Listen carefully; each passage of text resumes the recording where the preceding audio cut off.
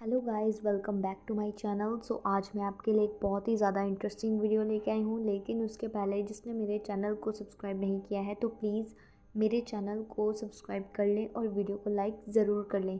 Guys, चलते हैं video की तरफ। जैसे कि आप सबको पता है कि आजकल राजा कंट्रोवर्सी कुछ ज़्यादा ही चल रही है।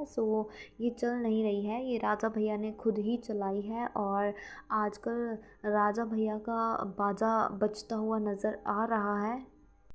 तो गाइस, गलती ना किसी की नहीं होती। गलती जो इस फैमिली में जैसे कंट्रोवर्सी चली है तो फैमिली मेंबर, हर एक मेंबर की गलतियां होती है। तो अब बात आती है पेरेंट्स पे। तो राजा भैया के जो पेरेंट्स हैं वो भी बहकावे में आके ही उन पे भड़क रहे हैं। और जहाँ तक उन्होंने साथ दिया है तो बहुत ज़्यादा साथ दिया है उन्होंने राजा भैया की व्लॉगिंग में। पूरा पूरा साथ दिया है, उनकी बहन ने साथ दिया है। तो गाइस, बहन से बात आती है कि जो इनके दामाद हैं वो किसी भी बात को डिनाई नहीं कर रहे हैं।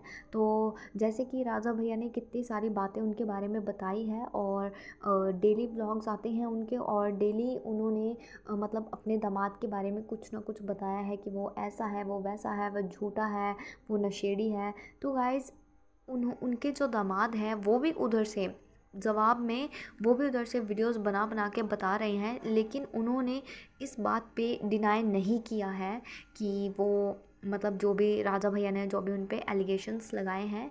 तो गाइज़, इसके साथ तो साफ साफ पता लगता है कि वो हैं, क्योंकि वो हैं ऐसे। तो उन्होंने ये खुद भी अपने मुंह से बताया कि हाँ, मैं तो नशेड़ी हूँ। मतलब वो खुद ही अपने मुंह से अपने लिए इतनी तारीफ़ें कर रहे हैं। तो जनता को तो पता लग ही गया कि कौन कैसा है। तो इस तरह से जैसी जो उनके दामाद ने बातें की है, तो वो सारी बातें सुनकर तो जो जनता है वो काफ़ी ज़्यादा कंसर्न हो गई है उनकी बहन के लिए, राजा भैया की बहन के लिए। क्योंकि सभी का यही कहना है कि जल्द से जल्द राजा भैया अपनी बहन को उसके पति के चंगुल से बचा लो। क्योंकि होता ही है कि एक लड़की का फ्यूचर है वो ख़राब होता हुआ साफ साफ दिखाई दे रहा है।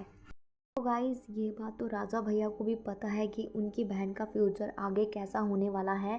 जिस चीज़ को राजा भैया अभी कुछ भी मतलब डिसीज़न नहीं ले रहे हैं अपनी बहन के लिए। तो मतलब अभी तो फ़िलहाल के लिए कंट्रोवर्सी चली हुई है, और वहाँ से बहन के भी ब्लॉग्स आ रहे हैं और यहाँ से इनके जो भी एलिगेशंस हैं।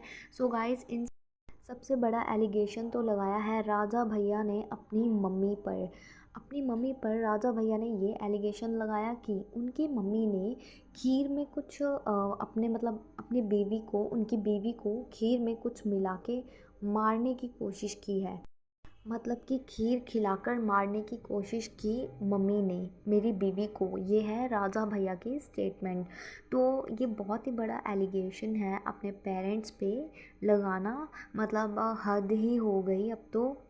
और गाइस, इतने सालों से ये जो मतलब जितने भी दिन हैं, इतने महीनों सालों से जितने भी दिनों से ये रह रहे हैं अपने घर में अपने पेरेंट्स के साथ, जब ये रहते थे तब तो उनकी बीवी को कोई ख़तरा नहीं हुआ जान का। जो ये बोल रहे हैं कि मेरी बीवी को है जान का ख़तरा, तो तब तो ऐसा कोई ख़तरा नहीं हुआ।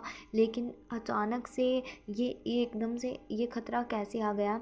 तो गाइज़, ये बात कोई भी नहीं मान सकता, क्योंकि इतने दिनों से तो उनकी बेबी को कुछ नहीं हुआ था। तो अब ही क्यों ऐसा एलिगेशन लगाया गया? अब ही क्यों उनकी मम्मी ने सोचा कि मैं राजा की वाइफ को मार दूं? ऐसा कोई भी नहीं करता है। क्योंकि होता ही है कि इतने जो भी महीने साल जितने भी, मुझे नहीं पता ये इनकी शादी को अभी कितना टाइम हुआ है।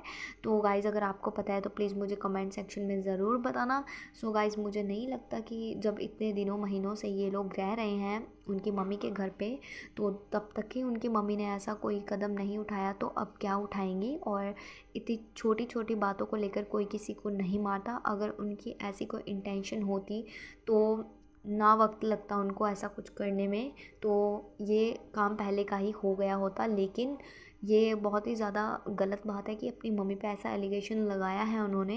गाइज़, ये तो थी राजा भैया की स्टेटमेंट। तो आगे से इनकी मम्मी की भी स्टेटमेंट आती है कि मैं तो खुद लेने गई थी अपने बेटे को उसके ससुराल में, लेकिन मुझे मारा पीटा, मतलब मार के मुझे वहाँ से भगाया गया।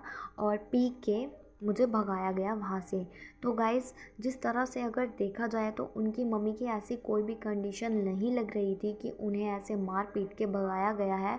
और जहाँ से पता लगता है तो उनकी मम्मी खुद चाहती थी कि मेरे बहू और बेटे घर से भाग जाए, वो नहीं चाहती थी कि हमारे साथ रहें वो लोग। और इनकी मम्मी का ये भी कहना है कि मैं तो उसकी शक्ल भी नहीं देखना चाहती थी।